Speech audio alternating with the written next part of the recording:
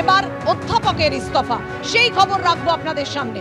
অনুপম সেন, সেই অনুপম সেন যিনি 21-এ পদক পেয়েছিলেন, তাকেও হুমকির মুখোমুখি হতে হলো। বাংলাদেশে উন্মত্ত মৌলবাদীদের তাণ্ডব থেকে রেহাই পেলেন না শিক্ষাবিদও। প্রিমিয়ার বিশ্ববিদ্যালয়ের উপাচার্যের ইস্তফা, এই হুমকির মুখেই উপাচার্যের পদত্যাগের দাবিতে কট্টরপন্থী ছাত্ররা বিক্ষোভ দেখায়।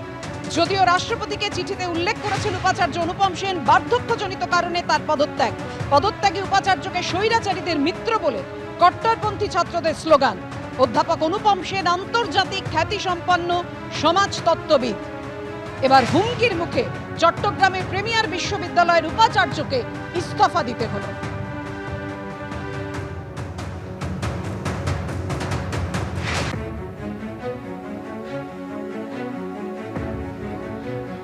বিশ্বাস করতে চাই তোমরা এখানে যারা আছো এবং যারা ছিলে এবং যারা থাকবে, প্রত্যেকে অসাধারণ দেশপ্রেমিক এবং সৎ ব্যক্তি।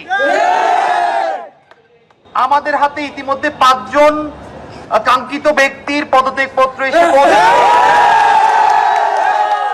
আমাদের হাতে যে 5 জনের পদত্যাগপত্র এসেছেন, পদত্যাগ করার আগ পর্যন্ত তারা ছিলেন পদের মানুষ, তারা হয়ে গেছেন ব্যক্তি। আমি সেই ব্যক্তিদের নামগুলো একবার করে বলছি এবং তাদের ডেজিগনেশন গুলো বলছি। প্রফেসর ডক্টর অনুপম সেন একজন অসাধারণ শিক্ষক, উনি পদত্যাগ করেছেন, উনি আর বিসি নেই।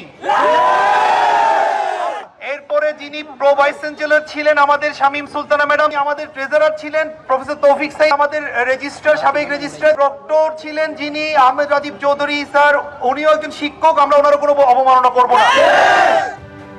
কিন্তু এত কিছুর পরেও ইউনুসপন্থীরা তারা থামছে কই? অশান্তি ফিরছে কোথায় বাংলাদেশে?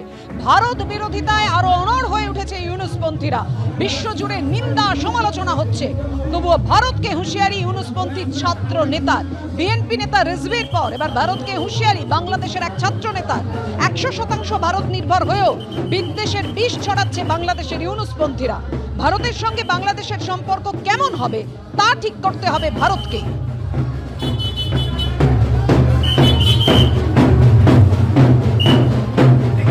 আমরা আমাদের জায়গা থেকে ভারতকে প্রতিবেশী দেশ হিসেবে স্পষ্ট করে বলি, ভারতের সাথে আমাদের সম্পর্ক প্রতিবেশী দেশের মতো হবে নাকি সম্পর্ক অন্য কোনো পর্যায়ের তিক্ততার হবে, সেটা ভারতই নির্ধারণ করবে তাদের কাজের মাধ্যমে। ভারত যদি মনে করে যে বিগত 16 বছরে যেভাবে তারা আওয়ামী লীগকে দল হিসেবে প্রোটেক্ট করে নিরাপত্তা দিয়ে বাংলাদেশ রাষ্ট্রকে শুষে খেয়েছে, এই সুযোগ বাংলাদেশের মানুষ আর দিবে না। এই সুযোগ দেওয়ার জন্য এত মানুষ জীবন দেয় নাই। ভারতকে নির্ধারণ করতে হবে যে আমার একজন ভাই ওই সীমান্তে তার লাশ পড়ে থাকবে কিনা, যদি থাকে তাহলে ওই লাশই নির্ধারণ করবে ভারতের সাথে বাংলাদেশের সম্পর্ক কেমন হবে।